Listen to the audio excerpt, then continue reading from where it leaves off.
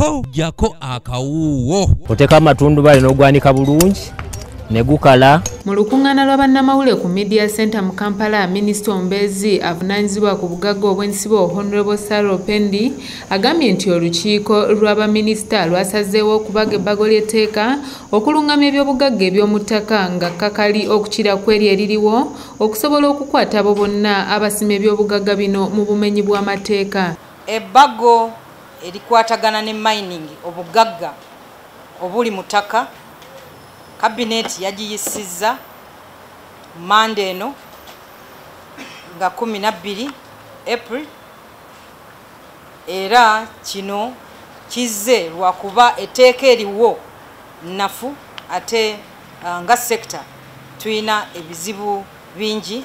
Minisita Opendi alabudde n'abasima ebyobugagga eby'omu ttaka nga bakozesa ekirungo kya Machule nti anaakwatibwa wakutanzibwa akawumbi k'ensimbi kalamba olw'ensonga nti ekirungo kino kya bulabe nnyo ku bulamu bw'omuntu so nga abasima ebizimbisibwa agamba ng'omusenyu amayinja n'ebirala ebbago lyakukwata abo bokka abanaba tebeewandiisa. Ne batandika okwoza, olumala okwoza oyo ayoza n'akamula akozesa katambaala kayiwamu Machule akwatibwako golodi.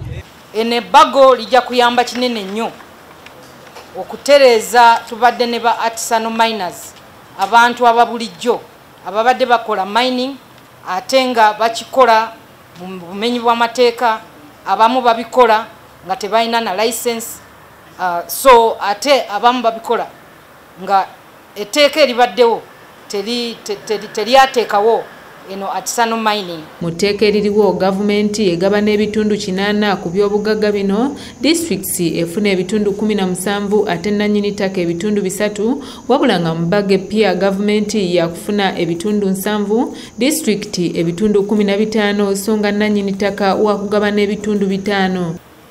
Mu kusharinga obugagga obunaava mu mining eno etteeka enkadde ebadde ewa government sente 8 mu buli 10 newa local government 17 mu buli 10 nanyini taka nafuna 3 mu buli 10.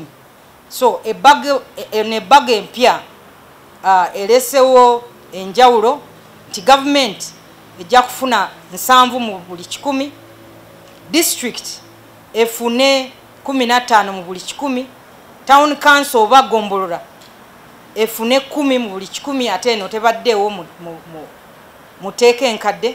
Minisita Opendi asabye bannayuganda obutakukkuluma ku ngabano eno olw'ensonga nti ebyobugagga byonna eby'omu ttaka tebiba by'abantu wabula nga biba bya gavumenti era ng'onaategeezezza nga gavumenti bw'ebadde efiirwa obutitimbe bw'ensimbi kumpi ebitundu 10 ku 10 olw'abantu abasima ebyobugagga bino mu bumenyi bw'amateeka. Ku lw'abo abennyigidde mu kusima obugagga baffe ate nga tebalina license tufiirwa kumpi 10 mu buli 10, almost 10%, because wetwogerera kati ffe nga sector tuwaayo just emu n'obutikitiki 4 ate nga twandibadde tucontributinga ebisingako sente ezisingako. Stephen Tumusiime yakusakidde eggulire lino ku lwa ABS Television.